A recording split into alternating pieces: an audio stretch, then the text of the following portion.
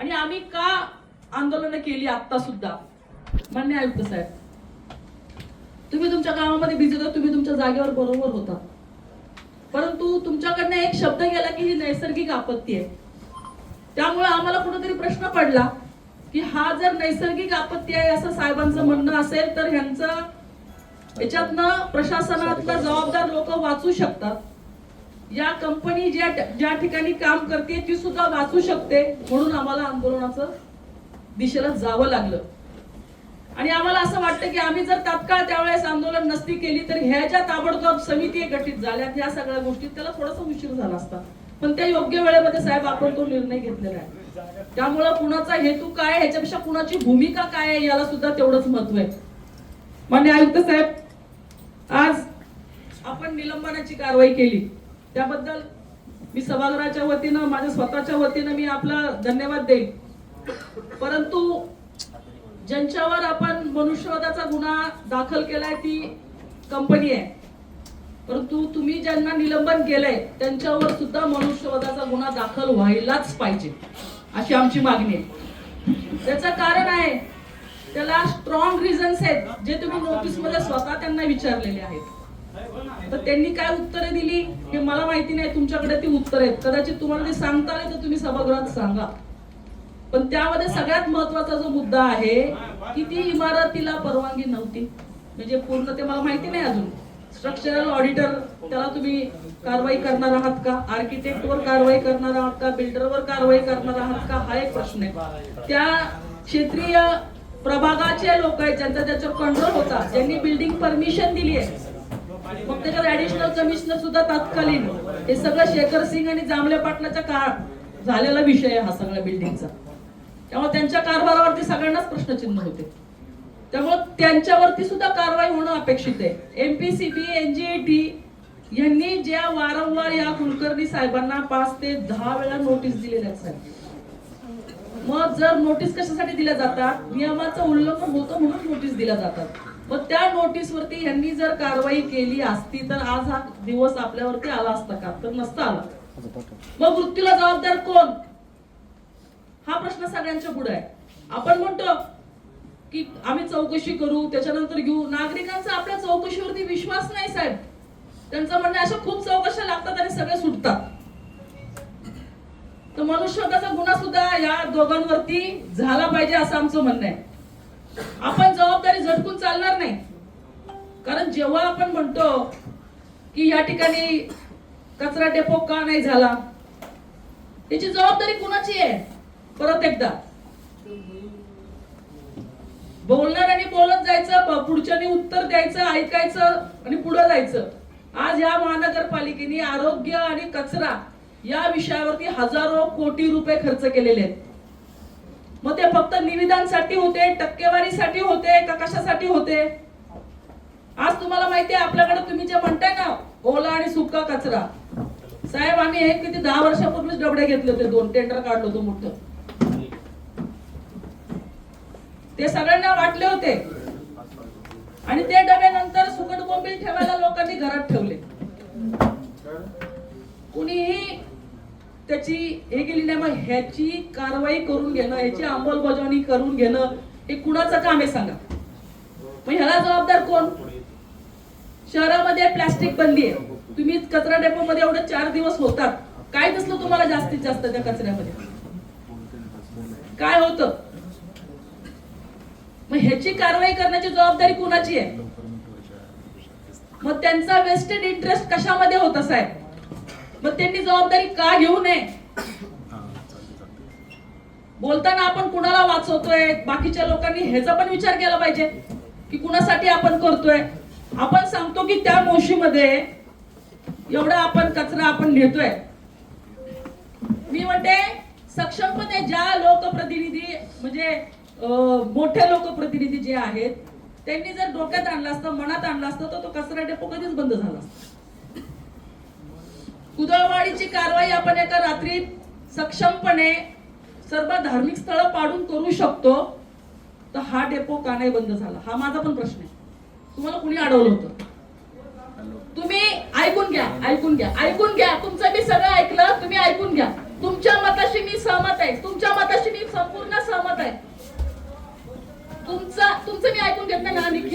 तुम्ही ऐकून घेतला ना, ठीक आहे. महापौर सांगा.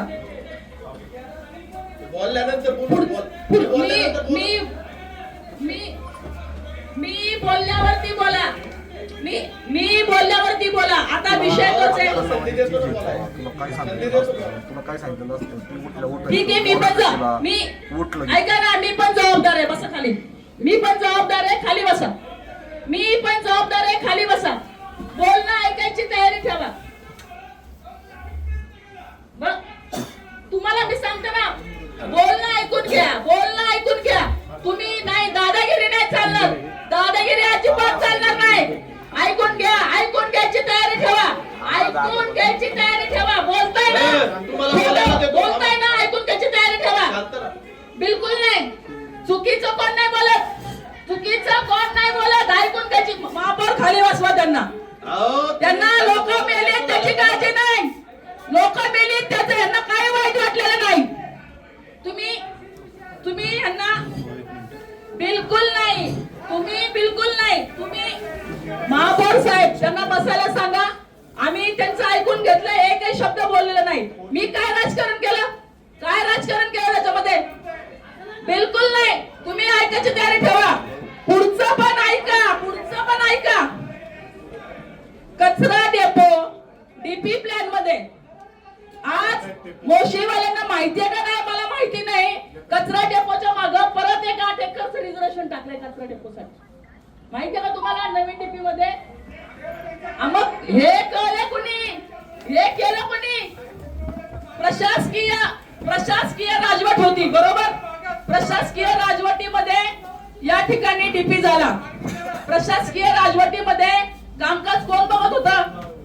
आज कुलकर्णी जे बसतात ना, कुलकर्णीचं जे डिपार्टमेंट आहे माननीय महापौर साहेब, त्या डिपार्टमेंटचे सीसीटीव्ही फुटेज तपासा. त्या सीसीटीव्ही फुटेज मध्ये तुम्हाला सगळे बगल बच्चे दिसतील. जे त्या ठिकाणी ऑफिसच्या बाहेर बसलेले असतात ते जाऊन आतमध्ये फायली बघतात. ते जाऊन आतमध्ये निर्णय घ्यायला भाग पडतात. ही सगळी प्रथा बंद झाली पाहिजे. आज त्या कचरा डेपोच्या मागे माननीय आयुक्त साहेब, आज त्या कचरा डेपोच्या मागे खाणी सरकारने बंद केल्या होत्या. त्या खाणीमध्ये ना ब्लास्ट केले गेले 2-3 दिवसापासून. त्या बंद खाणीमध्ये हप्ते घेऊन त्या खाणी चालू झाल्या. त्या ब्लास्टिंग मुळे सुद्धा हा डोंगर कोसळला असेल. शेजारीच खाणी आहे. तुम्ही त्याची चौकशी करा. तुम्ही गुगल इमेज घ्या. तुम्ही बघा त्या खाणीमध्ये ब्लास्टिंग कोण करत होतं. मग त्या बंद केलेल्या खाणी कोणी सुरू केल्या? आज या मतदारसंघामध्ये एखादा टॉयलेट सुद्धा साफ कोणी करू शकत नाही यांच्या परवानगीशिवाय. कुणाच्याच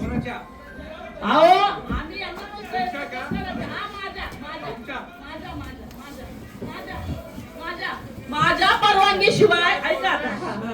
ऐका मी बोलते ना, माझ्या सुलभा उबाळेच्या परवानगीशिवाय या भोसरी विधानसभेमध्ये काहीच काम होत नाही. समजलं? हे मी म्हणते.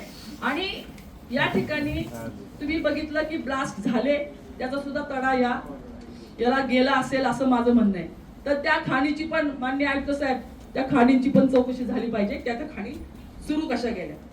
आज ज्या कचऱ्याची उंची 20 मीटर पेक्षा जास्त गेली, त्याला जबाबदार कुलकर्णी आणि आयोजक नाही आहेत का? नुसतं निलंबन हा नाहीये, त्यांच्यावरती मनुष्यवधाचा गुन्हा हा दाखल झालाच पाहिजे. आज स्क्रिप्टेड बोलणं जे आहे, म्हणजे बोलूनच द्यायचं नाही समोरच्याला, विरोधच नाही ऐकून घ्यायचा, तो विषय विरोधाला विरोध नाहीये. हा विषय तुम्ही जे म्हणालात सगळ्या वॉर्ड मध्ये जरी झाला कचरा डेपो तरी चुकीचं नाहीये. आज आमच्या शेजारी सेक्टर 22च्या पुढे रेड झोनचा एरिया आहे, त्या ठिकाणी आपला सगळा कचरा आलाय 4 दिवसापासून. तर आमचे तिकडचे नागरिक आले सांगायला की ताई तिथं कचरा, आम्ही गाड्या अडवल्या, तो कचरा तिथं आला नाही पाहिजे, तुम्ही पण चला. मी गेले नाही साहेब, मी गेले नाही. मी त्यांना सांगितलं शहरात संकटात आहे, आज जी घटना घडलेली आहे त्याच्यातनं जो निर्णय आहे तो सभागृहामध्ये होईल, आयुक्त साहेब घेतील आणि आपण त्याच्यानंतर बघू. मी तिथं शो करायला किंवा कुणाला सांगायला गेले नाही. मला माहिती आहे की कचरा ही प्रत्येकाची जबाबदारी आहे. मग कचऱ्याची जबाबदारी जी आहे, तर ह्या सगळ्या योजनांची अंमलबजावणी करणं ही कुणाची जबाबदारी आहे? ही प्रशासनाची आहे की नाही? नगर पुनाळेच्या कचरा डेपोच्या बाबतीत मी म्हणते, तुम्हाला जर कचरा डेपो तिकडे करायचा होता, जो नागरिक जिथे राहतो तो विरोध करतो, ह्याच्यात कुणाचं दुमत नाहीये. मग तो कचरा डेपो हटवल्यानंतर श्रेय घेणारे कोण होते? कोण होते? दोन्ही बाजूनी कसं बोलता येईल तुम्हाला? नाही, मग तेच म्हणते ना, दोन्ही बाजूनी कसं बोलता येईल तुम्हाला? त्या प्रश्नाचं उत्तर जे आहे ना माननीय महापौर साहेब, आता साहेबांनी सांगितलं की योग्य ती कारवाई होणं गरजेचं आहे का? तर हो, होणं गरजेचंच आहे. त्यासाठी आम्ही साहेब तुम्हाला कायम पाठिंबा दिलाय. आणि आज कुणाची पापं झाकण्यासाठी, कुणाला वाचवण्यासाठी तुम्ही जर प्रयत्न करत असाल तर आमचा तुम्हाला कायम विरोध राहील. हा तर गोष्टी आहे. तुम्ही स्वतःवर का घेताय बरं? सुलभा उबाळेंनी केलेली पापं झाकण्यासाठी, सुलभा उबाळेंनी केलेली पापं झाकण्यासाठी तुम्ही जर सुलभा उबाळेंना वाचवणार असाल तर आम्ही तुमच्या विरोधात आहे. लक्षात ठेवा. फाशी द्या, देव देईल. देव आहे ना, देव त्याच्याकडे सगळा हिशोब असतो. देव प्रत्येकाला त्याची फाशी देतच असतो. मी जास्त साहेब तुमचा वेळ घेणार नाही. मला तुम्हाला फक्त सांगायचंय की माझी ही मागणी, माननीय महापौर साहेब, माननीय आयुक्त साहेब, ऐका जरा. माझी ही मागणी कुणाची नाही, माझी ही मागणी सत्याची आहे, माझी ही मागणी न्यायाची आहे आणि माझी ही मागणी निवडून दिलेल्या लोकांचं उत्तरदायित्वाची आहे. जे लोक गेले ना, जसं आता सारिकाने सांगितलं तिच्या ओळखीचे 4 जण होते. अक्षय सावंत हा माझ्या कार्यकर्त्याचा मावस भाऊ होता. रुपीनगरला गेलेला वाणी त्याच्या कुटुंबाशी आमच्या संपर्कात होता. म्हणजे कुणाच्यासाठी ही चांगली नाहीये, परंतु असं एक ह्यांचं चाललंय ना, नवरा मेला तरी चालेल पण सवत रंडकी झाली पाहिजे. आरोप घेताना दुसऱ्यावरती, बाकीचं सगळं करताना आम्ही, हे नाही चालणार साहेब. तुम्ही निर्णय घ्या, तुमच्या मागे सगळेजण येणार आहेत. साहेब एक छोटीशी मी तुम्हाला मला गोष्ट सांगायची, त्याच्यातनं तुम्हाला मी एकच फक्त खुलासा देऊ इच्छिते की माणसाने पण असं राहिलं पाहिजे. आज एक साधू होता. तो साधू घरामध्ये माधुकरी मागत फिरत होता. एका घरात एका महिलेने त्याला दिली माधुकरी. तो तिथे बसला, पाणी पिला आणि पुढे गेला. नंतर त्या महिलेच्या मनामध्ये आलं की ह्याने आपल्या घरातनं काहीतरी वस्तू घेऊन गेलेला आहे. म्हणून त्यांनी त्या राजाकडे तक्रार केली, माननीय महापौर साहेब. आणि राजाने त्या साधूला उचलून आणलं सैनिकांतर्फे. आणि त्या साधूला सांगितलं, तो म्हणाला मी काही केलं नाही, मी देवाचं नाव घेतोय, मी काही केलं नाही. पण ते म्हणाले की त्या महिलेने आरोप केलाय, ती आमच्या गावातली महिला आहे, त्यामुळे तुझा मी हात कलम करतो. त्यांनी त्या साधूचे एक हात कलम करून टाकला.